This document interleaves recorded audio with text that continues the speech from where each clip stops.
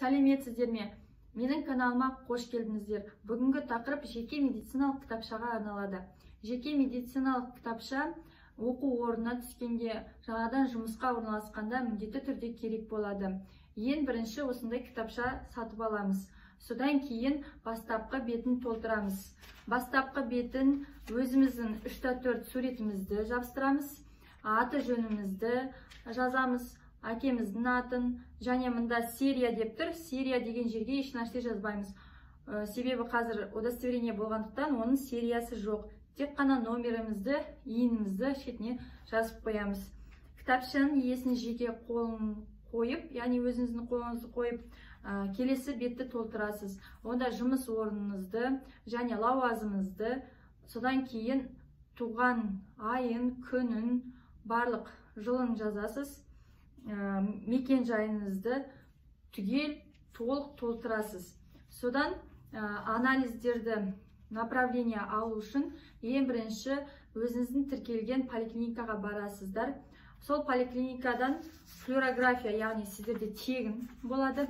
Флюра өтесіздер. Флюраны өткеннен кейін оны қолын қойғызып аласыз. Яғни мында флюорография деген жерге міндетті түрде печатын және күнін бәрін жазғызасыз. Сол суретті сонда жабыстырып қоясыздар. Касса деген жерге барып, медициналық книжканы толтыруға маған анализдерге направление беріңіз дейсіз.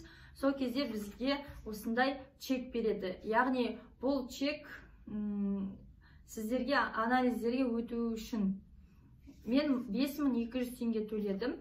Яғни барлық сома осындай болды. Әр жылда әртүрлі болады.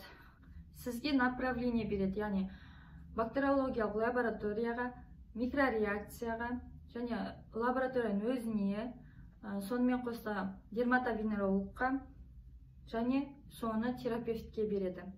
Ең бірінші сіз бактериологиялық лабораторияға барасыз. Яғни ол сағат 8-ден 10-ға дейін қабылдайды. Ол кезде мұрын қуысынан және ауыз қуысынан бөлінді алады. Ол 3 күнде дайын болады. Содан кейін микрореакцияға тапсырасыз. Ол сол күні обедте дайын болады. Сіз лабораторияға кал тапсырасыз. Сосын осы 3 күннен кейін барлық результаттарды алып дерматовенерологқа барасыз. Дерматовенеролог қарағаннан кейін терапевтке, яғни терапевт қолын қояды. Вирустық гепатитке және АИТВ-ға көбіне медициналық қызметкерлер тапсырады. Сіз өзіңіздің жұмыс орныңыздан осы зерттеу керек па, жоқ па, соны біліп алуыңыз керек.